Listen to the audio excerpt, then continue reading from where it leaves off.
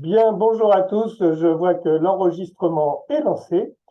Alors, ce matin, c'est plus une petite rencontre, effectivement, un tour d'horizon entre nous, puisqu'il a été souvent dit, alors les épreuves de la CMF, mais comment est-ce qu'on peut les utiliser, voire les remodifier? Qu'est-ce qu'on peut en faire si nous, on est plutôt en travail intercycle, intracycle?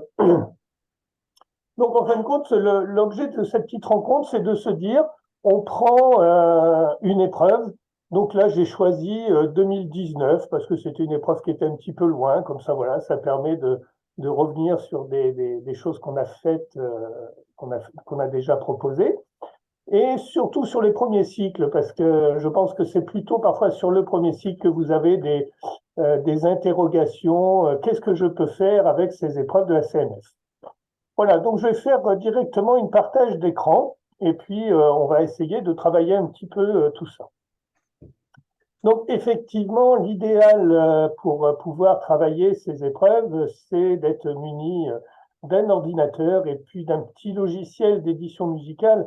Donc là, je ne vais pas faire la pub de tous les logiciels qui peuvent exister, euh, si ce n'est MuseScore que tout le monde peut utiliser puisque c'est un logiciel en accès libre et en accès gratuit.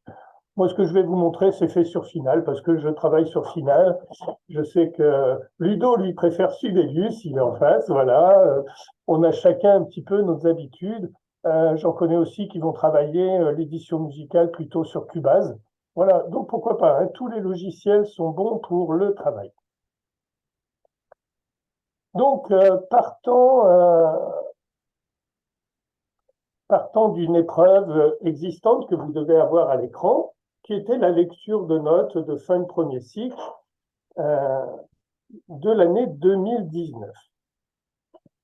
Eh bien, dans une école, vous êtes en train de vous dire, oui, ben nous, c'est très bien cette épreuve, mais je veux l'adapter à mes cycles 1, deuxième année, parce qu'on a décidé de faire une épreuve d'intracycle et voir un petit peu comment ça se passe. Donc effectivement, il y a des choses peut-être que vous n'avez pas envie de voir, comme cette partie ici qui va se retrouver un petit peu à l'aigu. Donc vous pouvez tout simplement vous dire, eh bien, je vais modifier tout simplement mon épreuve et puis voilà, je vais m'arranger à ce que ça tombe sur, voilà, sur les pattes plus loin. Et puis, voilà, ici, vous aviez du graphe que vous n'aviez pas envie d'avoir. Et bien, se dire, tiens, même, je vais être reposant avec mes élèves et leur mettre un petit peu de respiration. Il y a de la clé de Fa. Donc, effectivement, est-ce qu'en cycle 1, deuxième année, en deuxième année, euh, vous vous dites, ben non, moi, je ne veux pas évaluer la clé de Fa. Ben, c'est tout simple, hein, à ce moment-là, vous supprimez la partie clé de Fa et puis on n'en parle plus. Vous avez une épreuve qui peut être adaptée sur des intracycles. Voilà, petite manip très simple. Donc vous allez me dire, ben oui, mais nous, on reçoit des PDF de la CMF. Alors effectivement, vous recevez des PDF. Euh, Ressaisir une petite partition comme celle-ci, ça va vous prendre quelques minutes. Après, sur demande, je pense qu'on pourrait vous fournir les fichiers XML qui, eux, sont directement intégrables sur tous les supports d'éditeurs de partitions. Voilà, donc vous pouvez à loisir modifier toutes ces partitions et les mettre, je dirais, au niveau de ce que vous avez envie de faire passer à vos élèves, puisque le principal à chaque fois, c'est que ces épreuves soient adaptées à votre structure.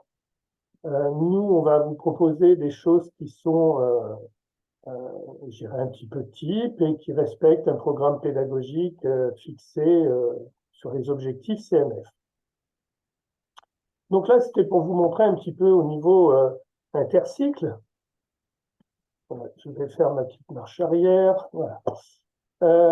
Vous pouvez aussi vous, sur des cycles, des fins de cycle, euh, avoir besoin de modifier un petit peu, alors pourquoi pas en plus compliqué ou en plus facile, euh, si à un moment donné, effectivement, vos élèves, vous n'avez pas du tout travaillé au niveau structurel, je suis en train de chercher mes outils qui sont cachés, si vous n'avez pas du tout vu le travail en accord en fin de premier cycle, de vous dire tout simplement, cette partie en accord, je vais la supprimer et ça vous permet d'avoir une lecture, cette fois complètement simple, en clé de sol, avec l'ambitus de fin de premier cycle, puis d'avoir cette ronde qui permet d'avoir un petit repos, et de passer ensuite sur la clé de fin. Voilà. Ou vous pouvez aussi, pourquoi pas, dire moi je veux plutôt des choses encore plus reposantes, et je laisse tout simplement un trou de 2 mesures qui va vous permettre de travailler cette lecture de notes. En fin de compte, là, j'ai juste pris 3-4 éléments que j'ai modifiés, mais c'est vraiment à vous, votre imagination et vos envies, de les exploiter à loisir comme vous voulez. Voilà.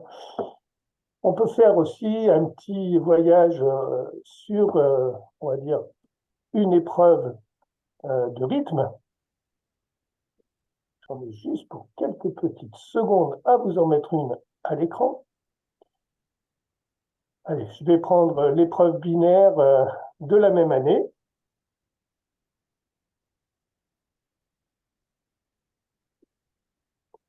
Je vous partage tout de suite.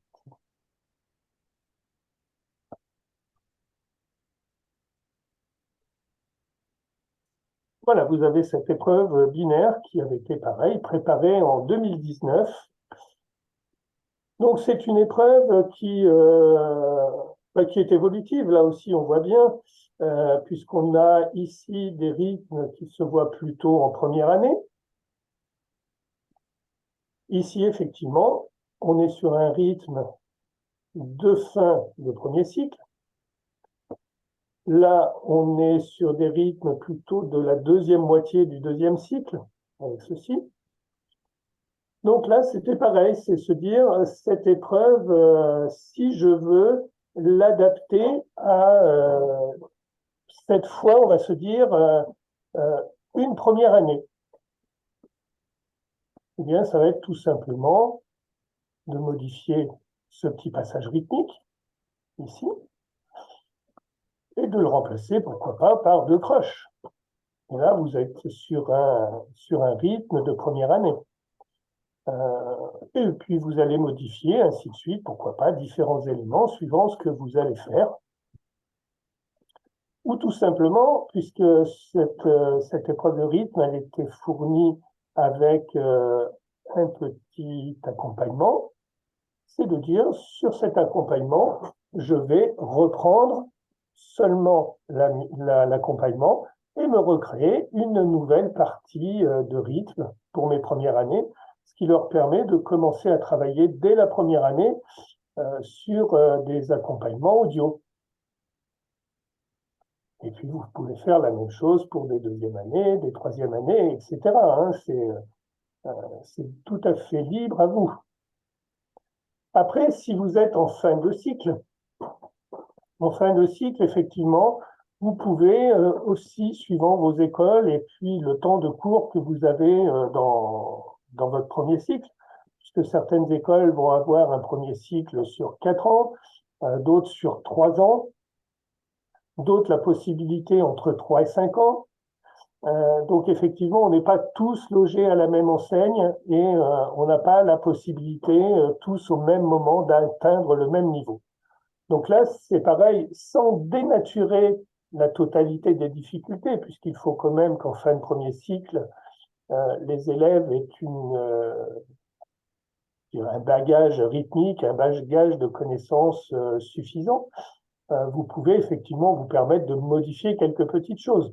Je vais revenir à ce rythme qui était que vous n'avez peut-être pas eu le temps de revoir, de voir en fin de premier cycle, bah, tout simplement, voilà, on va le modifier, on va mettre 4 doubles, et on a enlevé la difficulté de la syncopette qui risquait de ne pas passer. Voilà, là normalement c'est que des rythmes que vous avez dû voir. Peut-être ce rythme, nous on l'a vu un petit peu tard, donc il est un petit peu compliqué. Bah, c'est pareil, hein, il suffit de le penser à l'inverse. Voilà. Et là, ça devient un rythme beaucoup plus simple pour les élèves.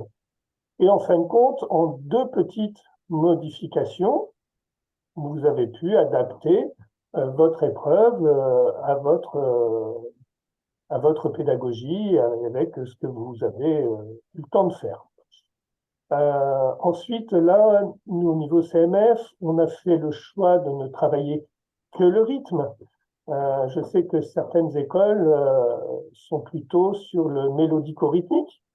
Eh bien, c'est pareil, hein, il suffit que par rapport à l'accompagnement qui vous est fourni, euh, vous mélodisez, créer une petite mélodie sur les rythmes, hein, tout simplement.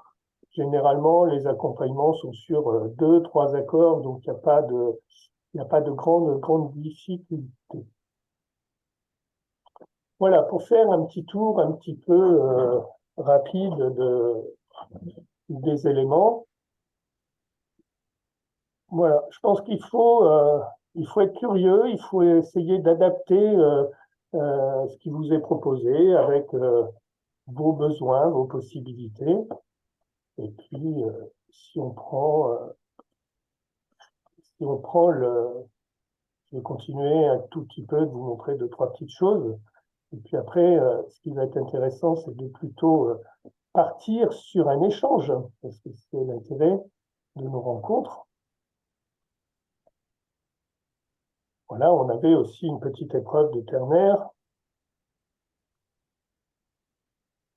que je vous partage à l'écran tout de suite.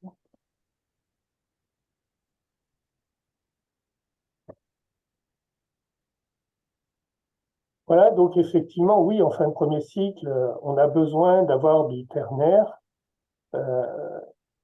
Je sais que certains le démarrent assez tard, d'autres démarrent le ternaire dès la deuxième année, parfois même pour certains dès la première année, puisque là, ils travaillent pareillement binaire et ternaire. Mais bon, généralement, allez, je dirais qu'en général, tous, à partir de la troisième année, on a démarré le ternaire. Donc, c'est pareil, si vous n'avez pas eu le temps de voir toutes les cellules rythmiques un petit peu proposées, vous pouvez vous permettre de faire quelques petites modifs sans que pour autant on dénature totalement ce qui a été proposé. Par exemple, ici, vous avez, on a toujours l'habitude de commencer à travailler par noir croche. Évidemment, là, il est inversé. Vous pouvez tout simplement remettre un noir croche dans l'ordre.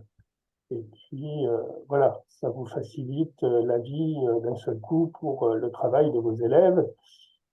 C'est pareil, si la sicilienne, c'est un rythme que vous n'avez pas eu le temps de voir, on remplace tout de suite la sicilienne par, pourquoi pas, trois croches.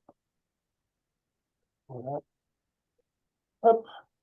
Et ça vous a permis de prendre notre épreuve et de l'adapter aussi bien à des troisièmes années qu'à des quatrièmes années.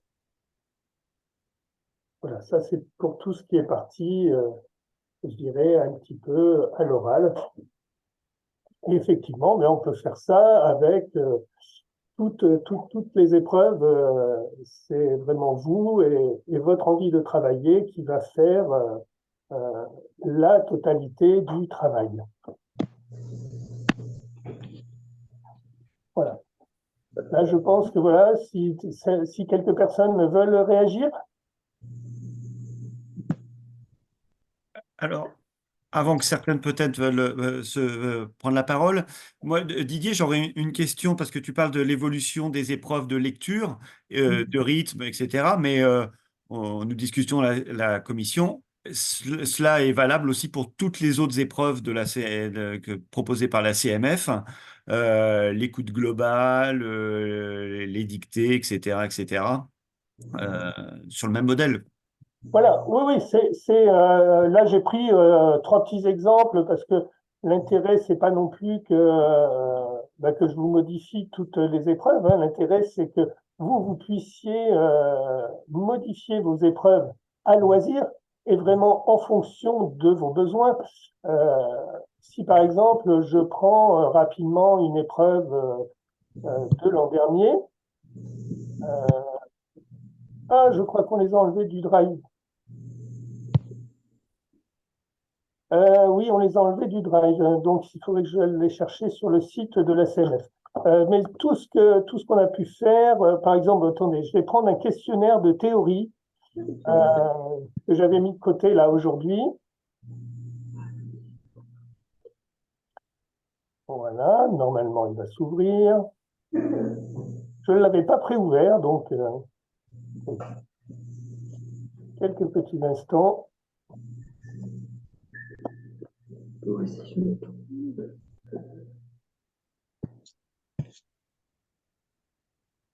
Alors, bon.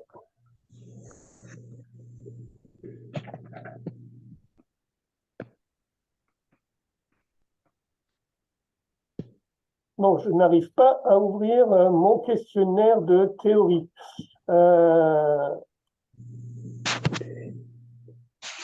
Alors, en attendant que tu l'ouvres, Vas-y, le temps que je trouve que j'en trouve un.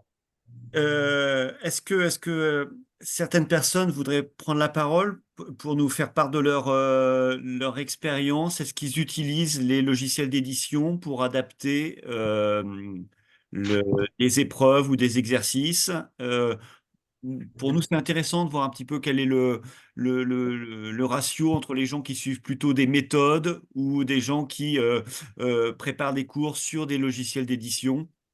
Euh, voilà.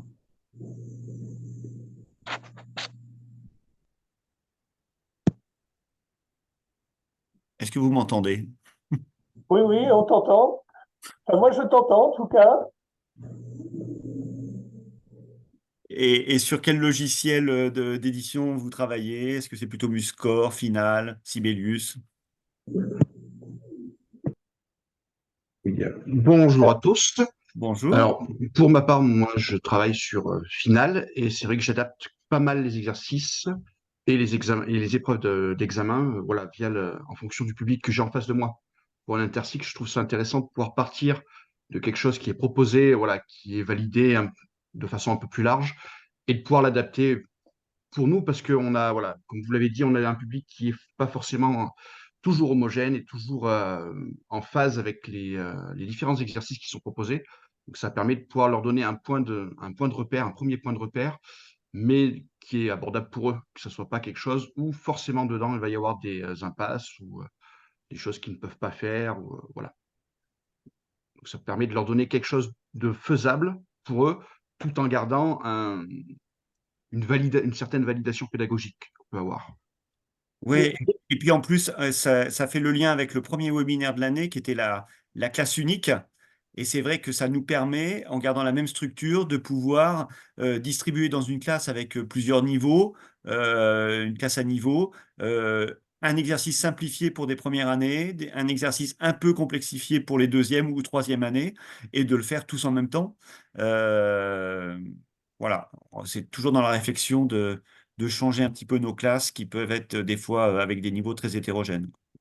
Tout à fait.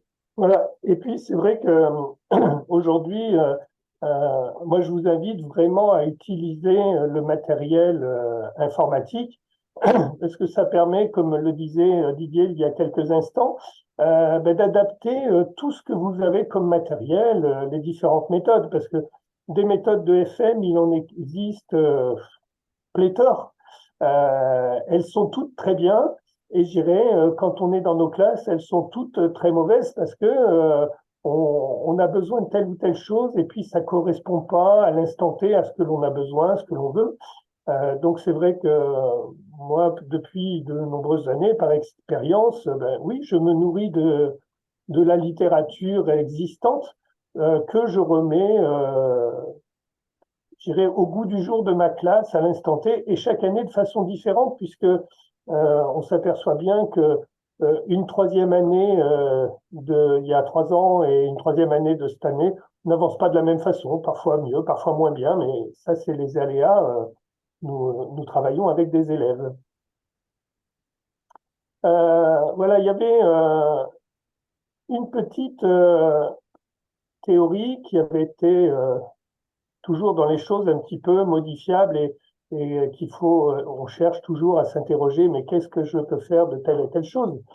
Voilà, là je vous mets à l'écran, c'était l'épreuve de théorie, là je suis passé sur le cycle 2, parce que vous avez aussi des cycles 2, et c'est peut-être là parfois où c'est compliqué, puisque pour un certain nombre d'écoles, les cycles 2 ne sont pas très représentatifs. Certaines écoles arrêtent le cycle 2 à la fin de la deuxième année du cycle 2. D'autres vont jusqu'en quatrième année de cycle 2, donc pour pouvoir passer en troisième cycle. C'est vrai qu'en cycle 2, on trouve aujourd'hui un petit peu tout et son contraire. Donc, par exemple, sur cette épreuve de cycle 2 qui était basée sur le chant, il y avait des choses, je dirais, de théorie très concrètes qui se faisaient à l'oral, mais que l'on peut aussi, pourquoi pas, utiliser à l'écrit. Ces questions, il suffit de les réécrire et elles sont tout à fait adaptables sur une théorie à l'écrit. Voilà, donc il y avait les questions récurrentes de la tonalité, de la note sensible. Alors ça, c'est souvent quelque chose que moi j'aime bien parce que chercher la note sensible dans un texte permet d'affirmer ou non le majeur ou le mineur. Ça, c'est quand même très important, avec effectivement l'accord de départ et l'accord final. Voilà, le tableau des tons voisins, des notions métronomiques, de la transposition. Alors là, effectivement, vous allez me dire, ben oui, mais nous, nos élèves, ils arrêtent en cycle 2, deuxième année, donc ça, on n'a pas eu le temps de le faire. Eh bien, peut-être à vous de prendre cette cinquième question, de la supprimer et de la remplacer par quelque chose que vous allez avoir envie de faire ressortir de votre classe. La clé du, eh bien, évidemment, ça va avec la cinquième question, hein, 6 et 7. Enfin, 5, 6, 7, c'est malheureusement, heureusement, c'est des questions un petit peu à tiroir. Hein. Voilà, des chiffrages d'accords, aussi bien en chiffrage classique qu'en chiffrage anglo-saxon. Voilà, et puis un petit peu l'esthétisme musical. Donc ça, c'est pareil. Vous avez la possibilité à loisir de prendre cette épreuve, surtout qu'elle vous est fournie aussi bien en PDF qu'en fichier texte. Donc là, pour vous, c'est complètement facile de modifier ces textes et d'en faire un petit peu ce que vous voulez. Si on prend sur la même année, hop, je fais un petit retour arrière, il y avait l'écoute globale. Hop, je vais vous mettre plutôt le corrigé à l'écran parce que je trouve que c'est toujours plus parlant.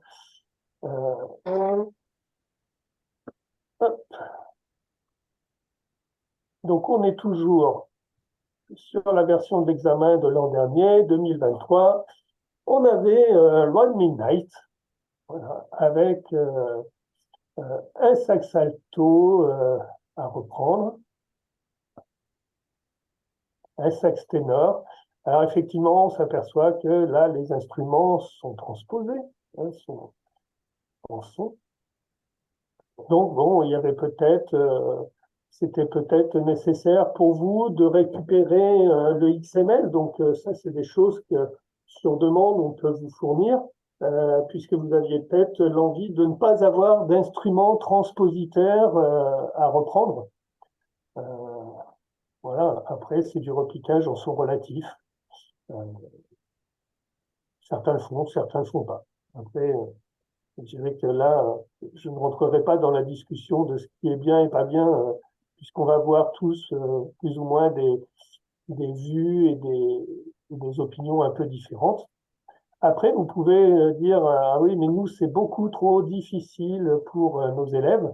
Eh bien, c'était peut-être tout simplement rajouter des notes repères. Hein, là, c'était des fautes à retrouver. Là aussi, hop, voilà. Ici, donc, il y avait des notes à trouver. Ben, c'était peut-être rajouter des notes repères pourquoi pas leur rajouter pseudo pour qu'ils puissent avoir plus facilement la carte ici pour le repiquage. Peut-être pourquoi pas donner ici la première des doubles. Euh, voilà, je pense que quelle que soit l'épreuve, c'est toujours se dire où est-ce que j'en suis pédagogiquement de l'évolution de ma classe. Puisque l'intérêt, c'est que vous puissiez juger où en est votre classe, à quel niveau. Et les épreuves de CMF, je dirais que bon, c'est un repère de niveau. Est-ce que c'est le niveau qu'il faut absolument atteindre? C'est plutôt un repère de niveau, voilà, qui vous est proposé. Et par rapport à ce niveau, ben, qu'est-ce que mes élèves peuvent réaliser? Et ça permet peut-être tout simplement de se dire eh bien, pour arriver à cette finalité en fin de cycle, comment est-ce que je vais travailler les années un petit peu précédentes pour arriver à ce passage? Voilà un petit peu toutes les présentations que je souhaitais vous faire. Maintenant, je pense qu'un temps d'échange peut être très sympathique. Peut-être que Ludo a des choses aussi en complément à faire, parce que Ludo aussi est un grand spécialiste. Non, par rapport à tout ce que tu as dit, c'est vrai qu'en général, en fait, quand on envoie c'est pour revenir sur les fichiers XML. Le fichier XML, c'est un fichier en fait qui peut être utilisé par tous les éditeurs. C'est un langage commun. Et c'est vrai que, comme vous pouvez le voir dans les téléchargements, il y a des tonnes et des tonnes de documents. Alors généralement, on les met pas, on met pas les fichiers XML. Ils sont sur demande, mais c'est vrai que parfois, notamment, enfin moi pour le troisième cycle, en tout cas quand je fais le troisième cycle, je les mets assez systématiquement parce que les élèves doivent utiliser ces fichiers-là pour modifier, pour arranger le devoir et le travail qu'ils doivent faire. Mais c'est vrai que le troisième cycle est plutôt sur projet, sur un temps de presque 2 mois, enfin en tout cas 1 mois et demi. Donc ils ont du repiquage et donc c'est vrai que ils doivent en fin de troisième cycle savoir utiliser les éditeurs et donc voilà, donc on n'est pas sur la partie professeur qui peut transformer, donc c'est pour ça qu'on ne donne pas les fichiers XML. Je vous ai mis un lien vers Muscore.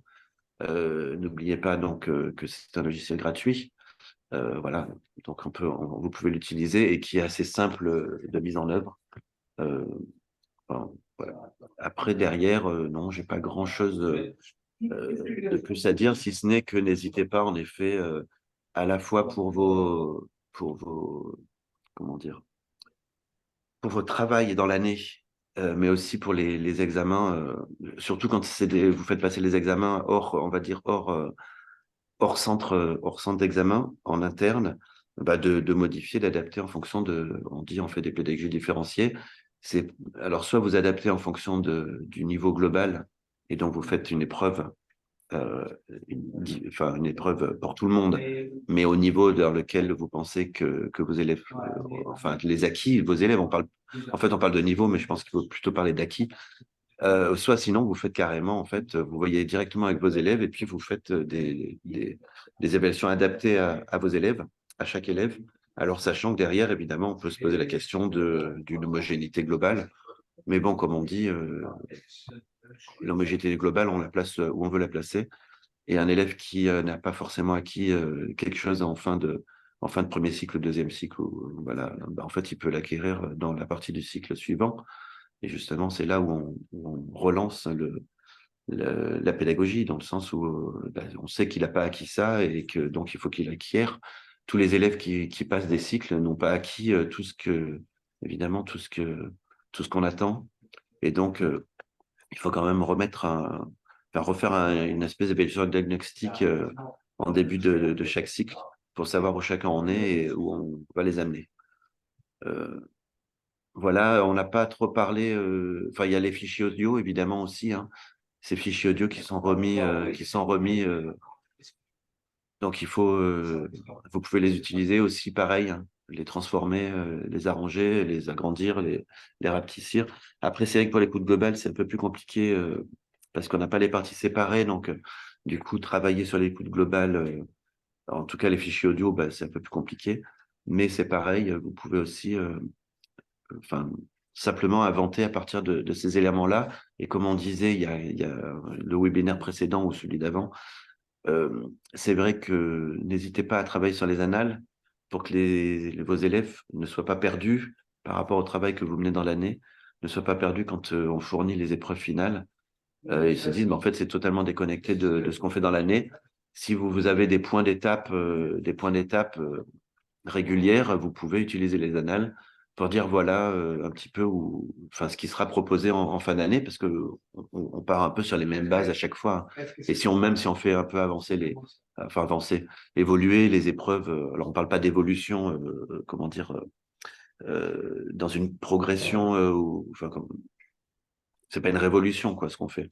C'est une évolution juste parce qu'en fait, on transforme les choses, donc elles ont évolué par rapport à la fois précédente, mais il n'y a pas d'évolution en termes de difficulté etc. Voilà ce que je peux dire. Et Ouais. pareil, il y a aussi la notion, juste, je reviens sur cette notion dans les rythmes. On, on parle beaucoup de polyrythmie et aussi de rythme corporel, enfin il y a des différences entre les polyrythmies et puis les rythmes corporels. Et c'est vrai il y a des méthodes qui sont d'ailleurs proposées dans le programme pour tout ce qui est rythme corporel. C'est vrai qu'il faut en rythme, il faut vraiment arriver à faire bouger les enfants, enfin les enfants, les élèves, les personnes jeunes et les personnes moins jeunes, voilà, tout le monde, arriver à les faire bouger pour vraiment intégrer le rythme. Et donc, quand on dit il faut faire du body rythme, c'est pas un amusement, enfin, c'est pas juste pour s'amuser, c'est aussi parce que ça fait rentrer le rythme dans la peau. Voilà. Et moi, je voulais, en complément de ce qu'ont dit Didier et Ludovic, et je l'ai un peu évoqué dans le chat, c'est que ça permet, cette adaptation, cette modification, d'envoyer des devoirs, des exercices à préparer aux élèves et aux parents de manière dématérialisée. Alors, quelqu'un me répondait, oui, mais les parents ne regardent pas les mails.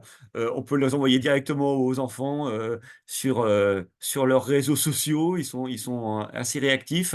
Et c'est beaucoup plus simple que d'envoyer des PDF de méthodes, etc. On peut adapter, on peut à chaque fois. Voilà, j'aime bien ce côté un peu interactif, moi, avec les familles, de l'envoi voilà, de fichiers, d'exercices qu'ils peuvent préparer, qui peuvent se repasser, qui peuvent voilà, s'approprier, vraiment. Est-ce que quelqu'un veut intervenir Oui, je vais juste dire un petit mot, c'est que c'est vrai qu'en fait, là, on parle des professeurs qui adapteraient les épreuves. C'est vrai que vous pouvez aussi former vos élèves à l'utilisation de Muscore et leur demander à eux, en fait, pour la fois suivante, d'adapter les épreuves en fonction de où ils en sont. En fait, on parle de pédagogie active. C'est vrai que derrière, c'est les premiers qui sont en capacité déjà de se poser des questions. Enfin, c'est aussi quand ils vont, parce que là, sinon, on leur fournit tout, et de se dire, en fait, j'en suis où? Pour la fois prochaine, j'ai ça à faire, en fait, je sais pas le faire, alors je vais essayer de le faire, ou en fait, simplement, j'apporte où j'en suis dans l'état actuel et ce que je suis capable de restituer à la classe, voire de demander à d'autres élèves de les jouer à ma place. Enfin, voilà, il y a pas mal de jeux, et c'est vrai que ça prend du temps de préparation, mais aussi, il faut impliquer les élèves. Et du coup, on gagne du temps et eux, ça les rend actifs et ça les rend d'autant plus pertinents en fait dans leur travail. Alors, est-ce que quelqu'un veut prendre la parole pour ce temps d'échange?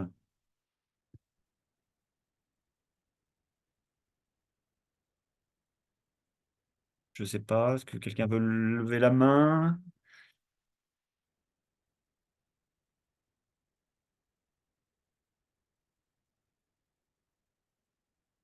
Est-ce que vous utilisez les logiciels est-ce que, je ne sais pas, on peut élargir un peu le sujet sur le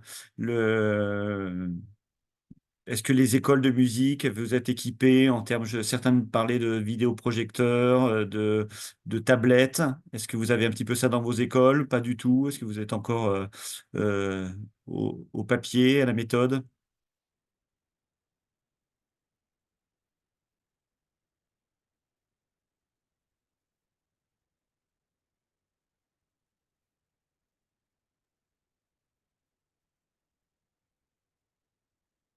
Alors, Jérôme Gillet qui parle de vidéoprojecteurs et de tablettes, euh, c'est intéressant. Euh, PC portable pour Didier, est-ce que ça représentait quoi comme coût, comme investissement pour l'école? Est-ce que c'est des tablettes qui restent dans la classe? Est-ce que les élèves les amènent, les ramènent? Comment ça se passe? Est-ce que Jérôme Gillet veut nous dire un petit peu comment ils ont procédé dans leur école?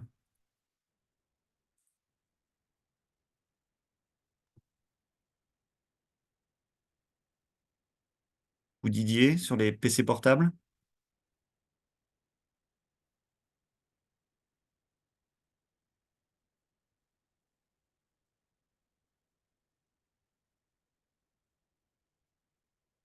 Est-ce que quelqu'un veut prendre la parole? Je me sens un petit peu seul.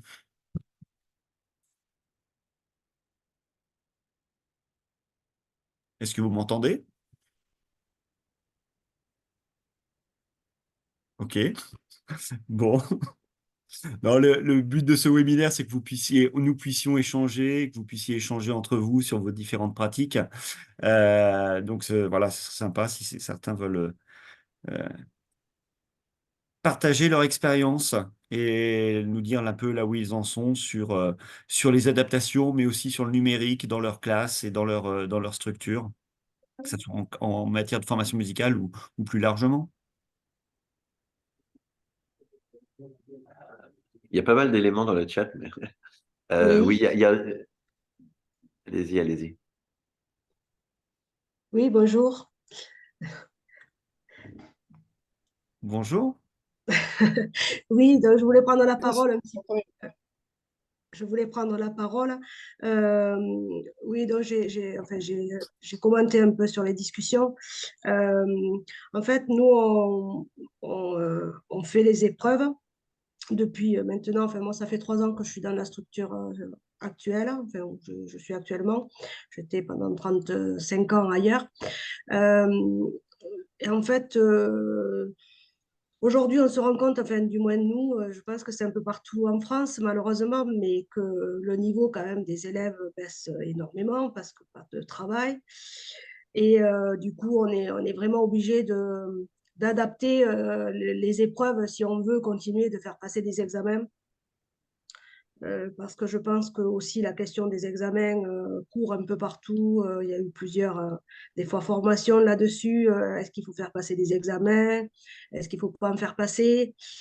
Et donc, je pense que c'est important d'adapter si on veut aussi que nos élèves puissent avoir, on va dire, des notes pour accéder au niveau supérieur, du moins une majorité. Et donc, on est obligé un petit peu d'adapter les choses aujourd'hui au vu du niveau des élèves. Mm. C'est bon, Eric, je suis de retour après une déconnexion. Bon. Oui, cette histoire du niveau, c'est toujours.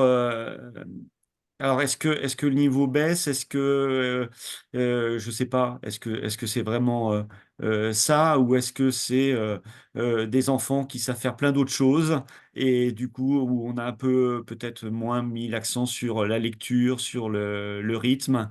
Euh, Tout ça, c'est à réinventer. Euh, on peut être aussi toujours dans l'exigence, mais c'est effectivement le cœur de cible, enfin, de nos réflexions, ça restera de toute façon le second cycle, cette période charnière où on est et ça, Ludovic en parle très souvent, c'est une réappropriation de ce moment de l'apprentissage du second cycle sur la pédagogie de projet. Mais ça fera l'objet d'autres webinaires et de discussions. Oui, par rapport à ça, en fait, enfin, je rebondis parce que de tout ce qu'on dit, on parle de notes, etc. J'accompagne beaucoup d'écoles et des départements dans leur schéma. Et je m'aperçois que même des écoles qui sont dans le schéma départemental, donc qui suivent en tout cas le schéma d'orientation pédagogique du ministère de la Culture, euh, ne font plus d'examen avec des notes, en fait. Ou enfin, comment dire, en fait, il n'y a plus d'examen global où tout le monde passe. C'est vraiment sur du projet. Et je veux dire, voilà, et quelles que soient les tailles d'école, hein, comme je dis, que ce soit 17 professeurs pour un emploi temps plein, ou 6 professeurs, ou 4, ou des grosses écoles beaucoup plus conséquentes. Euh, et donc, on voit que cette notion de alors qu'on essaye de faire évoluer avec la SMF, mais qui n'est pas si simple, mais cette notion de tout le monde doit faire la même chose au même moment pour prouver qu'en fait, enfin, on prouve rien en plus, quelque part.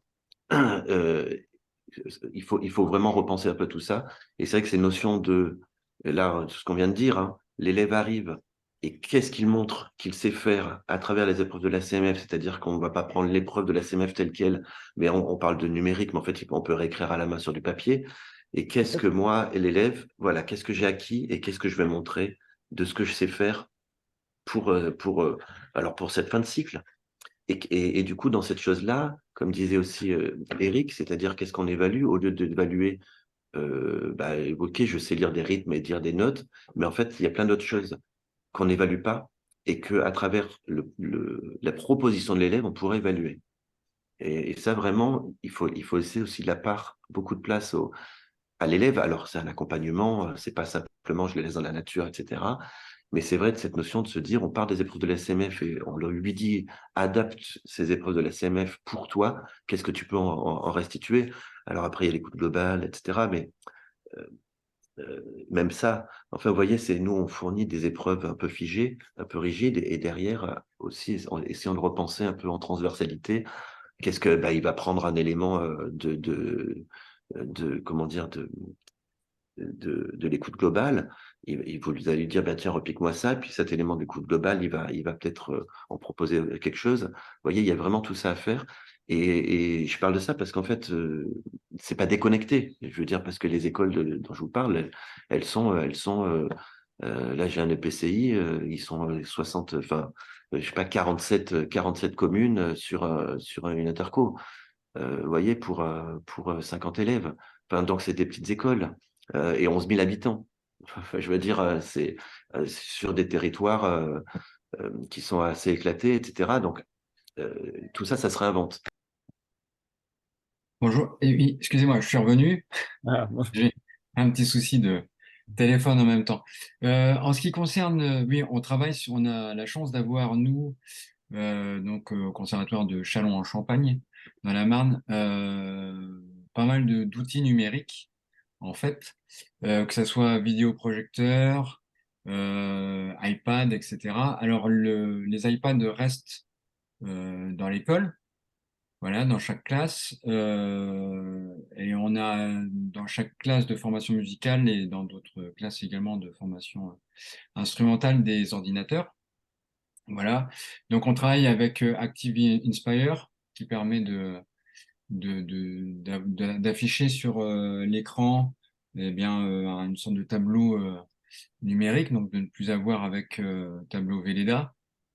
Et puis, ça permet aussi de mettre des partitions directement sur le vidéoprojecteur et donc de travailler au maximum sans table, en fait, d'être dans le mouvement, que ce soit le travail du rythme, le travail du chant, le travail de la lecture de notes, voilà, et puis voilà. Oui, mais c'est toute cette expérience un petit peu numérique, elle se vit dans plein d'endroits maintenant. Nous, à l'école de musique sur Fontenay-le-Comte, on a développé ça il y a maintenant plus de 10 ans avec les vidéoprojecteurs, les PC, les tablettes, effectivement. Donc c'est un outil formidable, mais c'est après, là, avec du temps, on s'aperçoit qu'il faut faire attention parce que c'est aussi les outils connectés peuvent déconnecter. Voilà. Ouais, après, il faut savoir l'utiliser Tout à fait, intelligemment, c'est-à-dire effectivement. il faut partager tout ça, mais c'est aussi un outil. Bon, moi, je viens d'arriver à Châlons-en-Champagne et c'est un outil que je n'utilisais pas avant et qui se révèle, pardon, euh, pertinent et qui aide bien à, voilà. Et puis les enfants, qu'on le veuille ou non, vivent de plus en plus dans des mondes avec des écrans, des choses comme ça. Donc, sans en faire trop, ça permet aussi de les utiliser et Et là, voilà. Et de toute façon, c'est assez génial parce que ça a cette immédiateté visuelle et sonore de pouvoir réaliser des choses tout de suite. Et puis, ça fait des économies de papier parfois aussi, ce qui n'est pas négligeable, de pouvoir travailler sans distribuer forcément 250 feuilles aux enfants, etc. Et puis, voilà, moi je trouve que c'est un bon élément de travail sans être une fin en soi, mais c'est un bon élément de travail. Je vois c'est un outil. C'est un Voilà. outil. Effectivement, alors on parlait tout à l'heure, parce que moi j'ai été déconnecté, je suis désolé, des niveaux, etc. Effectivement, moi je commence à être un vieux prof. Euh, les niveaux ont changé. Je J'aime pas dire que les niveaux ont baissé. Moi, je dis souvent que les niveaux ont changé et peut-être que les attentes, les objectifs des élèves d'aujourd'hui et ceux d'il y a 30 ans sont pas du tout les mêmes. On n'a pas du tout la même pédagogie, on n'a plus les mêmes attentes. Et ça permet de rebondir sur ce que Ludo disait. Ce qui est important à un moment donné dans l'évaluation de nos élèves, c'est le projet. C'est-à-dire qu'est-ce qu'on attend de nos élèves. Euh, Effectivement, l'écoute globale, ça c'est pour rebondir aussi sur Ludo, l'écoute globale, elle n'est pas forcément figée comme la CMF vous la propose. Vous pourriez tout à fait sur l'écoute globale se dire, voilà, cette pièce, ça va être la finalité, mais sur un semestre, sur un trimestre, ça c'est à vous de voir, se dire, mes élèves vont devoir repiquer la partition, faire des recherches, aller chercher une partition peut-être existante, la remodifier, l'arranger pour un groupe, et puis de se dire, voilà, j'ai 5 élèves, il faut que ces 5 élèves montent cette pièce ensemble, et ça sera la finalité du projet. Vous aurez fait autant de formations musicales en faisant rechercher, réécrire. Ils auront fait du travail d'écoute, de recherche, etc., autant que de passer une épreuve d'examen. Et par rapport à ce que disait aussi, enfin ce que vous avez dit tous les deux, nous, les épreuves que la commission formation musicale de la CMF met à votre disposition n'est pas à prendre. Voilà, c'est un outil pour vous. Servez-vous-en comme tel pour adapter, pour changer, pour voilà, etc., etc. Ce n'est pas quelque chose de descendant, le programme que définit la CMF, mais ce sont des pistes de réflexion et de travail pour vous. Ouais, c'est sûr que ces épreuves, c'est comme l'intervention précédente sur le numérique. Ce sont des outils et je crois que tous les outils sont tous bons à prendre. Appropriez-vous les outils. Le maître mot, c'est euh, ne subissez pas une méthode, faites votre méthode, ne subissez pas tel ou tel outil, mais appropriez-vous tel ou tel outil. Et vous allez voir que c'est beaucoup plus magique de faire un cours en s'appropriant tout ce qu'on peut s'approprier plutôt que de subir une épreuve. Hmm. En sachant que, par contre, les épreuves de fin de cycle que la CMF délivre sont un marqueur de certaines compétences attendues en fin de cycle. Tu parlais d'un corpus de rythme, Didier, tout à l'heure. C'est vrai que nous, la commission CMF sur la formation musicale, euh, on, on dit que en fin de en fin de premier cycle, voici les attendus pour la fin de second cycle. Après, libre à vous d'adapter et de changer, enfin tout ce qu'on vient de dire. Oui, oui, ça, là c'est pareil, tu as raison, Eric, hein, ce sont des marqueurs que nous avons installés. Maintenant, ce n'est pas totalement les marqueurs de tout le monde, hein. On peut faire un petit peu plus, un petit peu moins, mais ça permet en tout cas de se situer.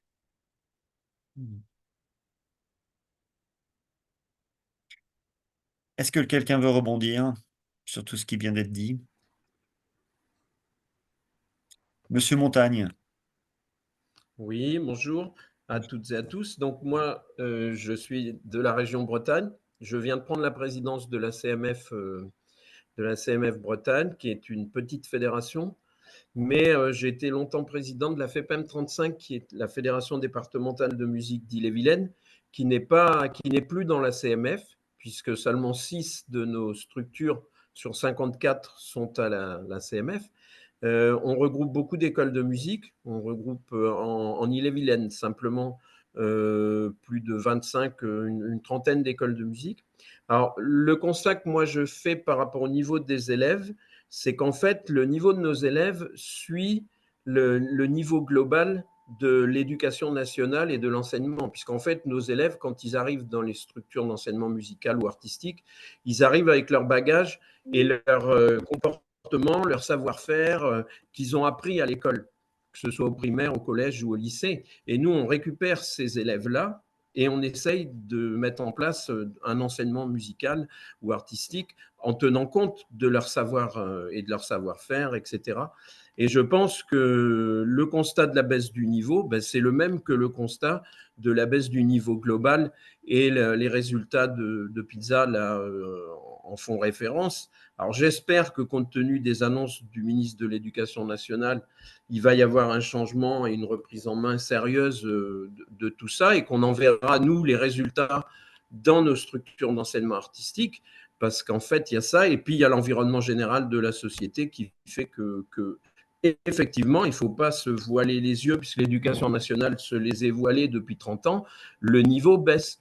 Le niveau d'attention, de concentration, la capacité de travail, de goût de l'effort baisse. Et je suis, moi, personnellement, qui viens plutôt des sociétés musicales et pas des structures d'enseignement, je suis très inquiet quant à la capacité des musiciens qu'on va récupérer dans nos orchestres et à leur niveau de lecture, de déchiffrage, de leur vitesse d'apprentissage des partitions.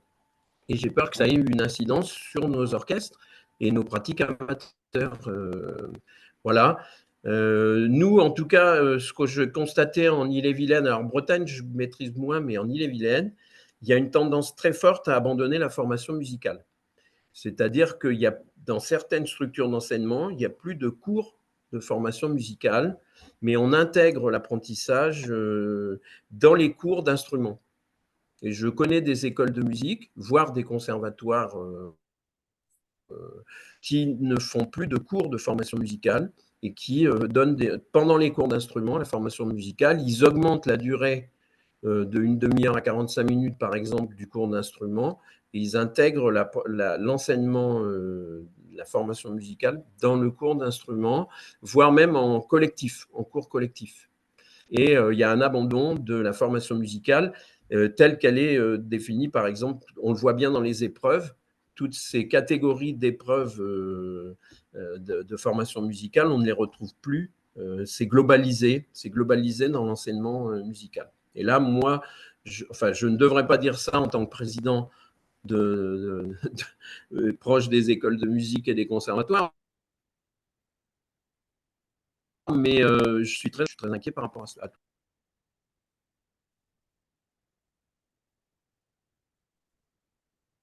Merci. Euh, Oui, je voulais intervenir aussi. Bonjour. Oui, j'ai remarqué aussi que dans certaines écoles, et ben, c'est pareil. À la place de faire de la formation musicale, et ben en fait, le professeur demandait bah, aux élèves d'emmener leur instrument, et du coup, bah, ils étudiaient certains passages de rythme, mais c'est vrai que c'est délaissé par rapport à la formation musicale, et ce qui fait que bah, nous, en professeur d'instrument, ben, on est obligé de reprendre certains rythmes qu'ils n'ont pas abordés, alors qu'ils sont des fois en 4e année de formation musicale. Et puis au final, bah, le rythme n'est pas acquis, quoi. Je m'excuse, j'ai mon fils. Non, je vous Non, en non. prie. Alors, effectivement, on voit beaucoup aussi d'expériences de la formation musicale par l'instrument.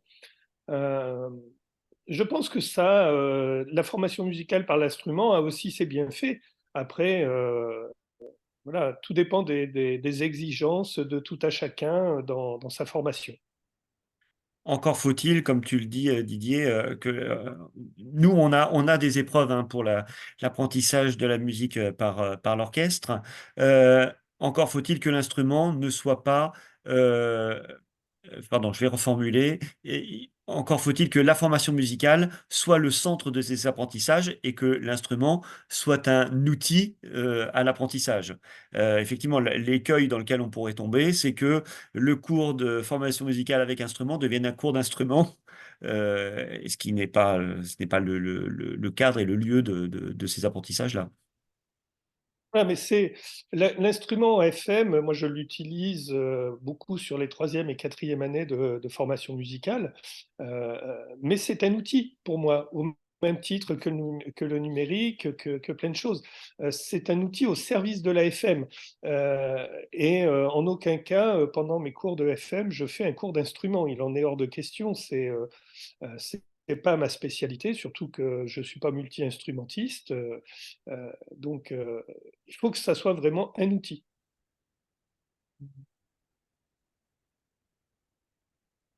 Je vois qu'il est déjà bientôt 11 heures. Est-ce que quelqu'un veut rebondir sur ce qui vient d'être dit?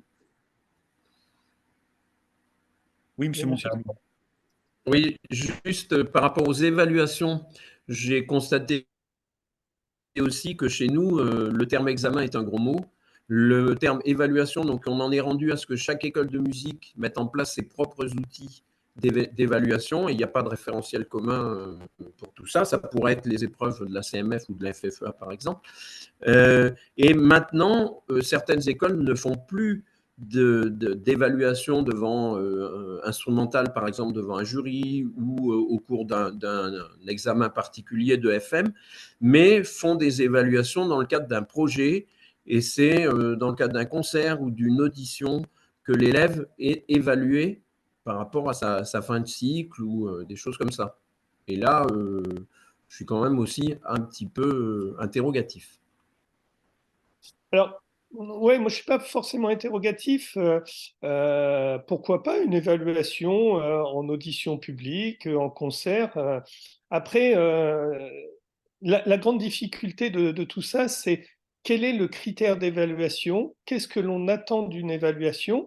Euh, Est-ce que c'est juste une évaluation pour faire plaisir aux parents ou est-ce que c'est vraiment une évaluation avec des critères, des notions formatives, etc. Donc là, c'est pareil, on n'a pas de référentiel proprement dit d'évaluation en disant à telle année, tel niveau doit avoir tel et tel critère. Donc on va retrouver un petit peu tout et son contraire. Oui, oui, pour reprendre ça, en fait, l'examen, c'est un type d'évaluation. En fait, des évaluations, comme on l'avait exprimé dernièrement, il y en a diagnostiques, formatives, continues, etc. En fait, on est tout le temps. En fait, c'est cette mixité des évaluations qui fait qu'on évalue le niveau d'un élève. C'est pas un examen final qui va rendre compte de la capacité de l'élève, dans ses acquis, à analyser tous les acquis qu'il a pu avoir, et dans sa restitution, comme on dit, il peut avoir un blocage à un moment d'examen et pourtant être très bon dans l'année euh, par rapport à certains critères. Donc, en effet, c'est toutes ces multiplicités qu'il faut mettre en œuvre. Et ce que je disais en effet tout à l'heure, c'est qu'il y a des écoles de musique qui vont faire, on va dire, au lieu de faire un examen final, bah, ils vont faire 5 représentations avec les élèves et il va être évalué sur 5 représentations. Et du coup, bah, la progression, et puis à la fin, de toute façon, voilà, c'est comme un examen. Un examen, il faut rappeler aussi par rapport à alors, il y a la formation musicale et le solfège. Il faut vraiment faire la différence, la distinction entre les deux. Le solfège est typiquement, d'ailleurs la formation musicale aussi, hein, est typiquement quelque chose de français. Du coup, c'est vrai, quand on fait l'apprentissage l'apprentissage par l'orchestre, avec donc la FM intégrée, on est plutôt sur des notions de solfège. Ce qui va faire FM dans l'apprentissage par l'orchestre, c'est tout ce qui est en fait autour, globalisé pendant l'apprentissage, qui est la notion d'écoute, de transposition. Bon, c'est du solfège, mais tout ce qui est histoire de la musique, tout ce qui est connaissance des autres instruments, parce que pendant l'apprentissage par l'orchestre, justement, on découvre les autres instruments. Et là, on est plutôt sur de la FM. Voilà. Donc, et tout ça, bon, toutes ces notions-là sont évidemment, enfin, c'est pas comme on dit tout le temps, hein, c'est pas noir et blanc, quoi. En fait, il faut englober tout ça. Mais c'est vrai que l'idée, tout de même, en tout cas, des épreuves de la CMF et de ces notions de projet, c'est d'arriver en fait, à la fin, à se dire, ben, l'élève, qu'est-ce qu'il a appris, comment il exprime, qu'est-ce qu'il en fait, parce que la vie d'un élève, c'est pas seulement jouer dans un orchestre, c'est aussi utiliser ça pour ses activités artistiques. Donc voilà, c'est un peu tout ça qu'il faut analyser. Mais par rapport à ce qui vient d'être dit, je vais essayer de faire la synthèse. C'est-à-dire que autant les examens ne sont pas le seul mode d'évaluation, par contre, ce qui peut s'avérer vraiment coupable, c'est des écoles de musique qui n'évalueraient plus leurs élèves. Et c'est là où il faut être très très vigilant, c'est que l'évaluation, elle doit être à chaque instant, parce que c'est la condition pour suivre l'élève, l'apprenant dans son parcours. S'il n'y a aucun moment où il peut savoir dire ça je sais faire, ça je sais pas faire, ça je suis en train d'apprendre à le faire, etc., il faut qu'il puisse se situer dans son parcours d'apprentissage. Alors, examen, pas examen, mais en tout cas, évaluation obligatoire et à chaque instant pour que l'élève sache où il en est dans son parcours d'apprentissage. Je vois il est 11 heures passées, on va peut-être s'arrêter là. On a beaucoup débordé sur le sujet initial qui était l'adaptation des matériaux de la CMF pour vos cours, pour vos évaluations à la fin de l'année et puis tout au long de l'année.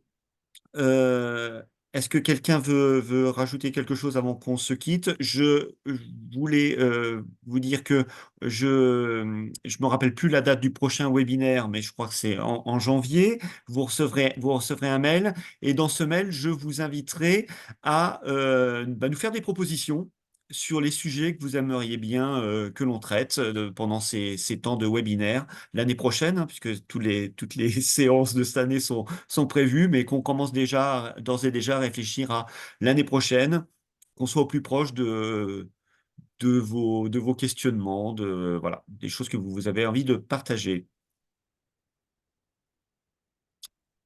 Est-ce que quelqu'un veut rajouter quelque chose? Sinon, je vous souhaite une très bonne journée, de belles fêtes de fin d'année, et puis on se retrouve en janvier pour le prochain webinaire. Au Bien. revoir.